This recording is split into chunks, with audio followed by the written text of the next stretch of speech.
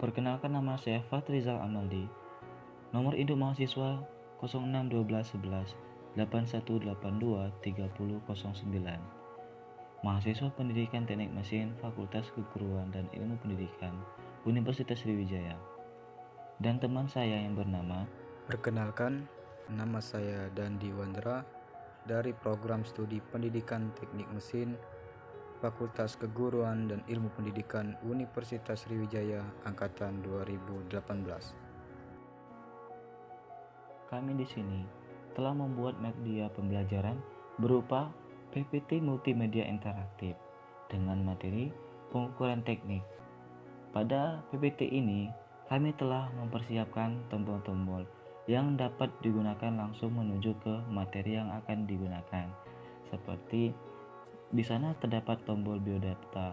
Nah, pada tombol biodata ini, jika ditekan, maka akan langsung memasuki bagian dari biodata kami berdua. Nah, seperti pada gambar berikut ini. Kemudian, jika ditekan KD atau kompetensi dasar, maka akan langsung memasuki ke bagian kompetensi dasar. Nah, baiklah, kita langsung saja. Video ini atau multimedia interaktif ini dibuat guna agar siswa dapat mengetahui apa yang dimaksud dengan pengukuran teknik. Kemudian, siswa dapat memahami jenis dan fungsi dari alat ukur pada teknik mesin. Berikutnya, siswa dapat menggunakan alat ukur. Baiklah, kita langsung saja masuk ke materi dari pengukuran teknik. Apa sih pengukuran teknik itu?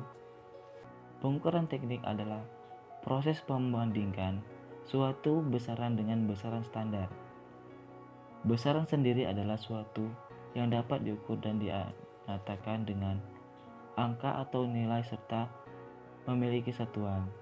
Satuan merupakan suatu pengelompokan yang menjadi pembanding dan ditetapkan sebagai standar. Baiklah, kita langsung saja masuk ke jenis dan fungsi dari alat ukur. Nah, alat ukur yang pertama digunakan pada teknik mesin. Yang pertama itu adalah micrometer screw. Micrometer screw adalah alat ukur yang dapat melihat dan mengukur benda dengan satuan ukur yang memiliki ketelitian 0,01 mm. Alat ini digunakan untuk mengukur ketebalan secara tepat dari blok-blok luar dan garis tengah dari kerendahan dan batang-batang slot. Berdasarkan fungsinya, micrometer screw dikelompokkan dalam 3 jenis pengukuran, yaitu micrometer pengukuran luar bagian benda, mengukur bagian dalam benda, dan mikrometer kedalaman benda. Pada micrometer screw itu terdapat beberapa bagian.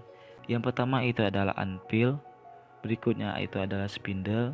Nah, kedua ini akan menjepit pada benda kerja. Berikutnya adalah skala utama dan ada pengunci, ada skala nonius, berikutnya adalah sleeve, dan berikutnya adalah putaran atau timbal, dan yang paling ujung itu adalah ratchet, dan selanjutnya adalah frame atau rahang dari micrometer screw. Nah, untuk cara penggunaan dan cara membaca micrometer screw ini, pertama itu benda harus dijepitkan pada rahang mikrometer, kemudian putar benda hingga menjadi agak putaran keras, dan putar ratchet seperti mengeluarkan suara detik 3 kali, tik tik tik. Nah, kemudian kunci bagian pengunci mikrometer, lalu bacalah skala utama di bagian atas garis horizontal skala 1 mm. Kemudian baca skala bagian bawah garis horizontal atau skala utama.